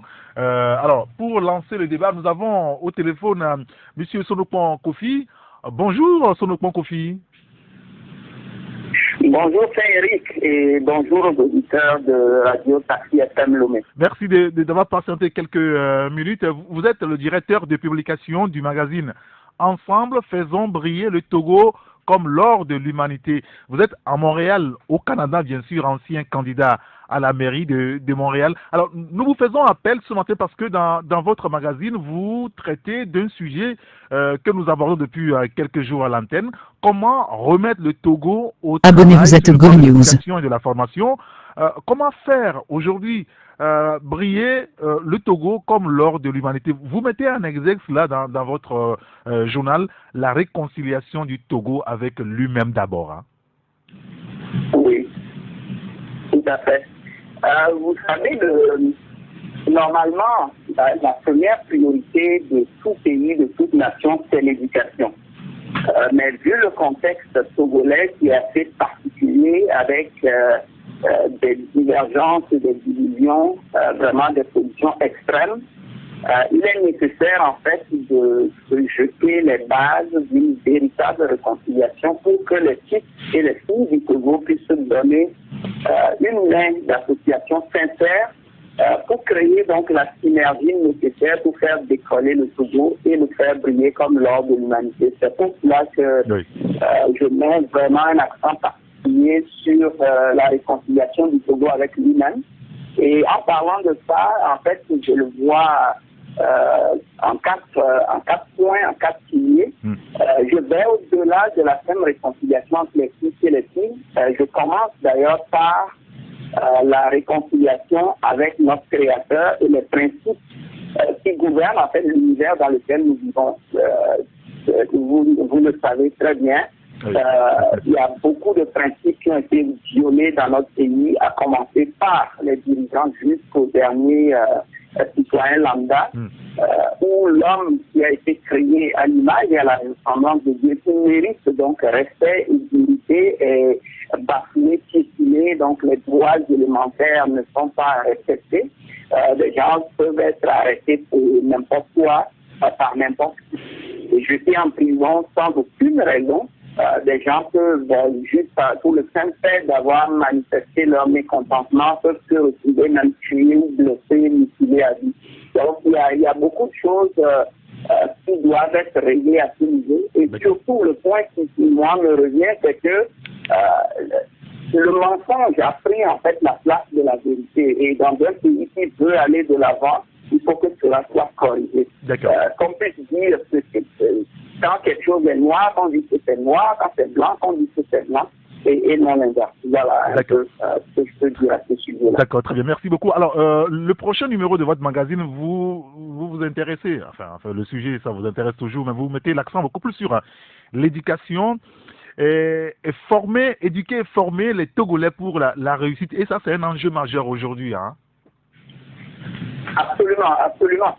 Parce qu'il faut comprendre une chose, hein, au-delà du fait que l'éducation togolaise actuellement, ou le système éducatif togolais est en panne avec les grèves répétées des enseignants qu'on a vues par le passé, les infrastructures qui sont vétustes, les programmes qui sont complètement désuets. Déjà, on peut dire sans le moindre doute de se tromper que l'éducation togolaise ne peut même pas actuellement, à l'heure actuelle, répondre aux défis en fait que nous faisons face. En plus de cela, il y a le fait qu'il y a les avancées technologiques. Et pour ceux qui savent un peu l'origine de l'école telle qu'on la connaît aujourd'hui à travers le monde, ils comprendront en fait que ce système même éducatif n'est plus tout à fait adapté aux besoins actuels. Et même en parlant du futur, je vais vous donner deux exemples. En fait, l'éducation telle qu'on l'a connue jusque-là est basée sur les besoins de la révolution industrielle. Aujourd'hui, nous sommes entrés dans la 7e phase de cette révolution industrielle-là, c'est-à-dire on est à l'ère de l'intelligence artificielle, et cela va faire disparaître énormément de professions comme on les a connues par le passé. Et également, cela va affecter la notion même de la retraite, parce que la retraite est un produit ou une conséquence de la révolution industrielle. Et tout cela est appelé normalement à disparaître, sauf que donc, quand on considère que le Togo est déjà en retard par rapport aux défis actuels, on s'imagine bien dans quelques décennies, qu'est-ce que ça serait, cette école-là, cette éducation, si on ne fait rien pour justement remettre en place un système qui non seulement relève les défis actuels, mais aussi anticipe sur les défis futurs pour proposer une solution, en tout cas des solutions concrètes. D'accord, très bien. Écoutez, tout cela, cette réflexion, on pourra quand même la lire hein, dans votre magazine Ensemble, faisons briller le Togo comme l'or de l'humanité. Un magazine qui paraît à Montréal, bien entendu, mais un petit peu en direction de la diaspora et de nous, les Togolais, qui sommes restés encore pour l'instant au Togo, on va dire. Merci beaucoup, Kofi Sonokmon. Je vous en prie, et bonne journée à vous également. Bonne journée à vous également. Mais je voulais juste rappeler que vous êtes membre de la diaspora. Vous êtes un ancien candidat à la mairie de Montréal. Bien sûr, vous habitez à Montréal actuellement. Directeur de publication du magazine Ensemble, faisons briller le Togo comme l'or de l'humanité. Bonne journée à vous. Au revoir. À bientôt. Retour en studio. Alomé, maintenant, comment est-ce qu'il faut relever ce pays? Alors, il dit, le mensonge a pris la place de la vérité dans notre pays. Oui, tout à fait. Et quand c'est comme ça, le Togo ne peut pas briller, Tchakala. Oui, on ne peut pas faire de grandes choses sur une fondation faite de mensonges.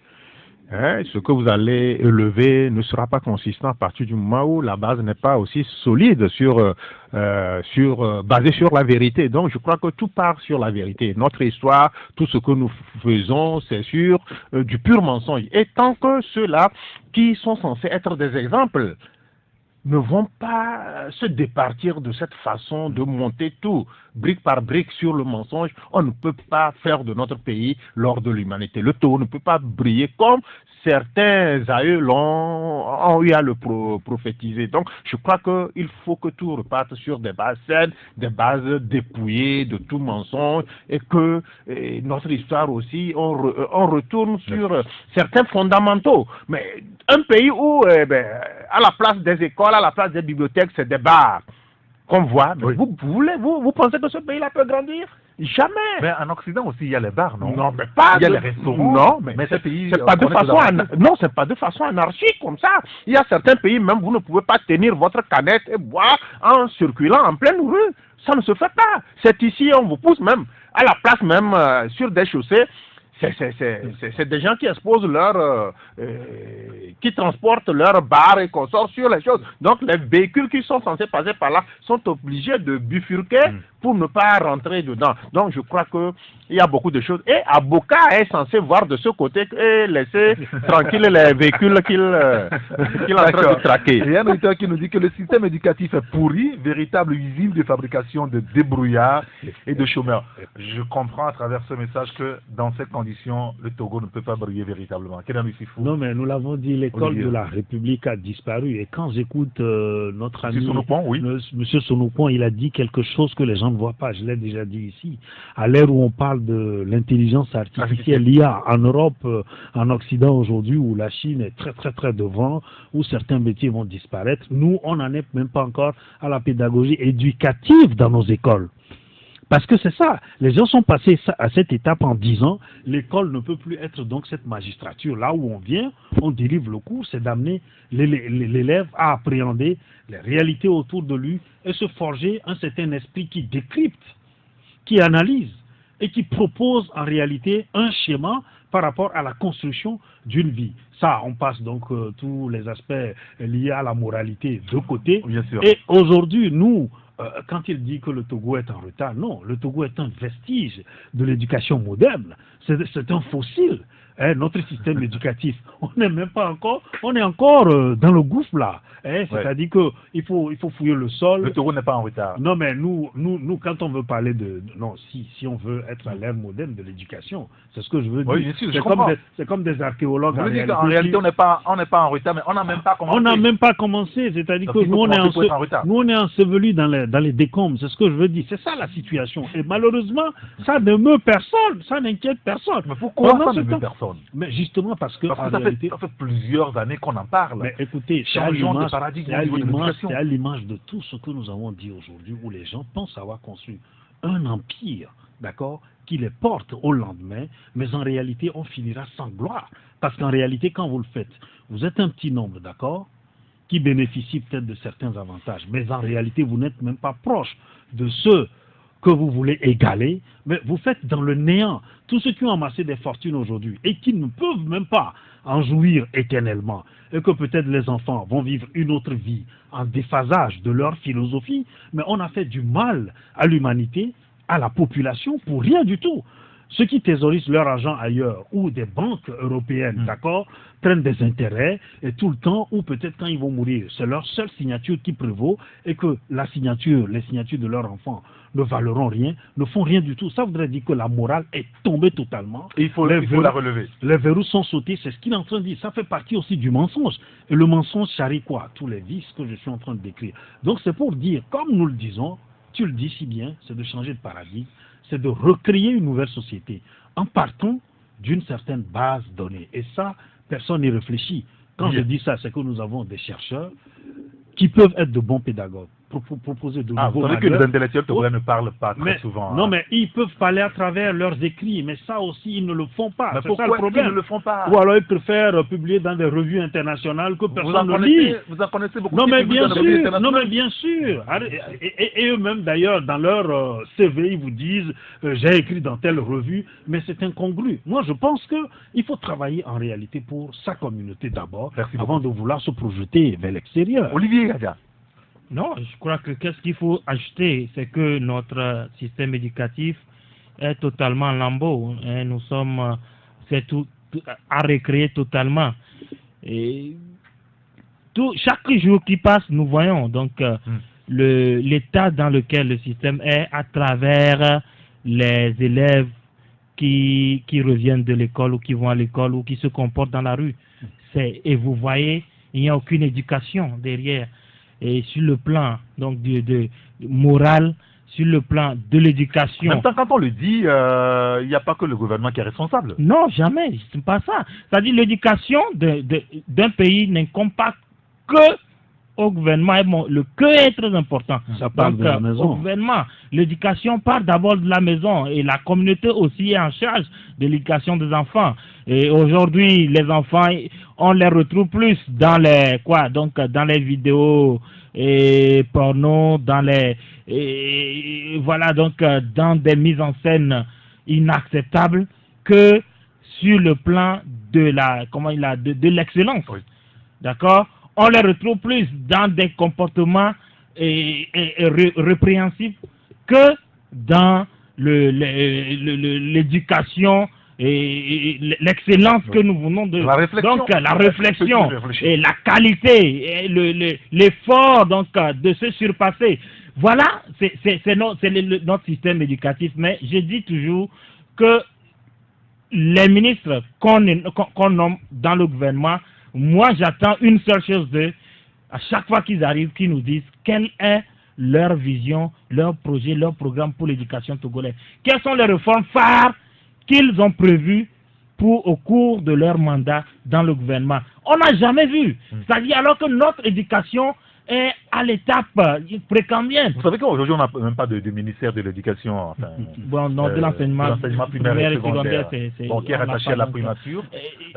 C'est dommage, alors que la jeunesse, c'est la relève de demain. Mais c'est quelle relève on prépare pour le pays? Ce sont des jeunes qui sont prêts à tricher pour réussir. Ce sont des fraudeurs en puissance. Ce sont des voleurs en puissance. Ce sont des menteurs en puissance. Ce sont des gens incompétents en puissance. C'est ce que nous fabriquons. Très bien. Je voulais maintenant qu'on écoute les auditeurs. Ils peuvent nous appeler sur le 93, 96, 99, 99 ou le 99, 20, 09, 59. On a encore 5 minutes pour cet auditeur-là. Mais ce n'est pas, pas totalement de leur faute aussi quand tout ce que Olivier décrit, c'est certes la réalité, ce n'est pas totalement de leur faute. Et je l'ai souvent dit, quand la conscience politique n'est pas là pour donner le bon exemple, ou l'enfant qui étudie par exemple les éléments basiques de la vie, voit l'autorité qui les bafoue comme si ça n'existait pas. Il n'y a pas d'idéal. L'enfant se dit pourquoi on me l'apprend alors si en réalité ça ne peut pas me servir. D'accord, ça. Très bien. Merci beaucoup Kenanou Issifou. Alors on a parlé politique, on a parlé avocat, on a parlé quoi Robert Le Togo sur le tapis. Alors on a un auditeur au bout de la ligne. Allô? Oui, bonjour monsieur. Oui, bonjour cher grand citoyen d'État, comment allez-vous? Je vais bien chaud. Ça va très bien, merci. Quel est votre nom? Seydou. Nous vous écoutons Seydou. Oui, je voulais parler de la politique. Allez-y. Au niveau de réforme. Je comprends que certains de vos confrères disent que l'opposition devrait aller aux élections même sans réforme. Je crois que vous les invitez dans votre studio pour venir faire des émissions. Mais si vous les invitez, sachent qu'il n'y a pas de micro. S'ils veulent venir faire cette émission, avec quoi ils vont faire cette émission? Mais je crois qu'aujourd'hui, le problème du Togo, c'est les réformes. Que ce soit les hommes publics, que ce soit les hommes politiques, ou bien vous, les hommes des médias, on devrait finir dire au gouvernement de faire les réformes, quel que soit ce qui se passe. Parce que les réformes qu'on doit faire, ce n'est pas pour moi, Cédou, ni pour vous, Eric, ni pour Paul Yacine. C'est pour le peuple togolais. Mais dire qu'on devrait faire les réformes, mais à défaut de réformes, on voit des élections comme ça, avec quels résultats? Je vous en prie, que les hommes des médias nous aident. D'accord. De ce côté. Merci beaucoup, Seydou. Merci de nous avoir appelé. On a compris le fond de votre pensée. On va prendre un autre auditeur sur le 93 96 99 99 ou le 99 20 09. C'est qu'on est pas allô? Allô, bonjour. Oui, bonjour. Allô, monsieur, bonjour. Bonjour, c'est monsieur? C'est monsieur Zoukenine. Monsieur Zoukenine. Oh, nous vous écoutons. Bon, ça peut parler des élections à venir. Allez-y. Je vais essayer de donner un exemple par une imagerie. Allez-y. Vous imaginez que l'opposition décide d'aller aux élections. Alors que nous avons, au niveau des élections locales, bon, je donne cette précision au maire. Lorsqu'il va falloir élire un maire, et que nous allons dans un quartier voter le maire de cet arrondissement, un arrondissement composé peut-être par 4 quartiers ou 5 quartiers que nous maîtrisons bien. Si jamais nous allons dans le centre de vote et que nous élisons un maire connu de tous, proclamé dans les 4 quartiers, reconnu comme tel, est-ce que vous imaginez un seul instant qu'on puisse nous faire venir? Ah, on a perdu M. Zoukenine, on aurait bien écouté son imagerie jusqu'à la fin. On va prendre notre auditeur. Allô? Allô, oui. Bonjour, monsieur Eric. Monsieur Mionouko, comment allez-vous? On remercie Dieu toujours. Nous vous écoutons. Ok, j'aimerais m'adresser ceci à M. Aboka de s'approcher au maire de la ville de Lomé. Les agents qu'il déploie et les agents vont à côté des gens qui installent leurs marchandises sur les trottoirs et ils les prennent de l'argent pour leur donner des tickets. Mais quelle éducation ils donnent à ces gens-là? Quelqu'un qui a étalé ses marchandises sur le trottoir, l'agent du gouvernement arrive à son niveau, il tend le ticket, il prend de l'argent. C'est ça qui va avancer notre pays? Mais j'aimerais m'adresser sincèrement à M. Aboka de s'adresser à ces gens-là qui n'ont qu'à commencer par à rectifier cette manière de vivre-là. Très bien. Monsieur Mionouko, merci beaucoup pour ce coup de gueule. Passez une excellente journée. On va prendre le dernier auditeur. Allô? Allô? Ah, oui, je suis le dernier. Oui, bien sûr, monsieur Komi. Monsieur Eric. Oui, nous vous écoutons. J'aimerais rassurer tous les journalistes que les opposants n'iront plus aux élections sans réforme. Ah bon, ils vous ont dit ça? C'est-à-dire, nous qui sommes population, nous sommes fatigués que les gens reviennent nous dire on nous a volé. Nous sommes fatigués d'entendre que, voilà, on a été, les conditions n'étaient pas bonnes, 2 voix à Lomé vaut 11 voix à l'intérieur. On en a marre. Et que d'autres touchent à leur rémunération mensuelle et que nous peinons à trouver l'eau potable. Donc j'aimerais rassurer tous les journalistes qui comptent que l'opposition togolaise doit encore aller aux élections sans réforme. Chez moi, ça n'existe plus. D'accord. J'aimerais prendre en témoin l'élection 2010, l'élection 2015 et les législatives de 2013. On a eu des gens qui sont allés. Qu'est-ce que ça nous a donné en retour? On a des routes qui ne sont pas faites. On n'arrive même pas à attraper les gens. On détourne, on n'arrive pas à attraper les gens. On manigance des choses, on n'arrive pas à voir les gens. C'est quoi au juste? Pour l'éducation, j'aimerais dire que ça revient au gouvernement, la responsabilité 100%. Nous, les parents, nous avons la responsabilité morale d'éduquer nos enfants.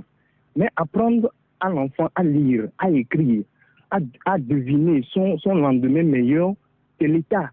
Et c'est l'État qui doit mettre les structures en place. On a été tous obligés d'aller enseigner lorsqu'on était tout jeunes.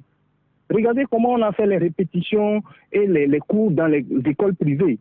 C'était malgré contre nous, notre volonté. Et ça continue. Quand on pousse les gens contre leur volonté à enseigner, nous aurons quelle relève?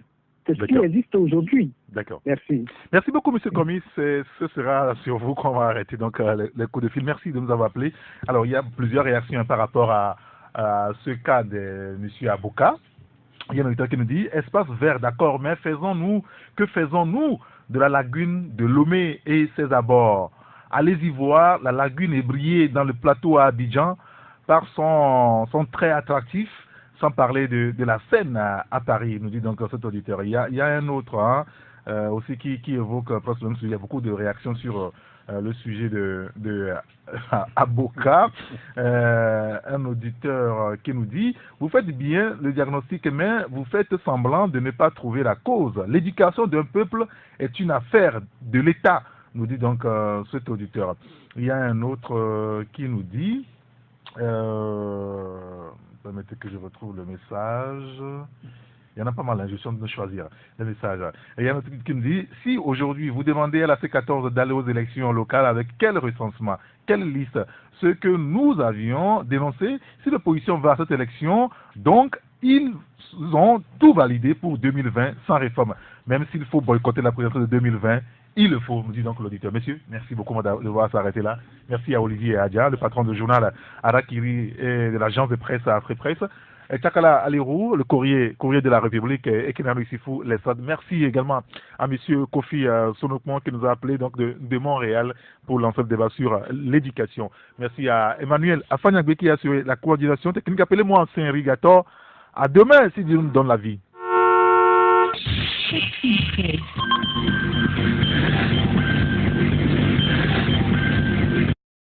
Merci d'avoir regardé la vidéo, abonne-toi et partage la vidéo sur les réseaux sociaux, Facebook et WhatsApp.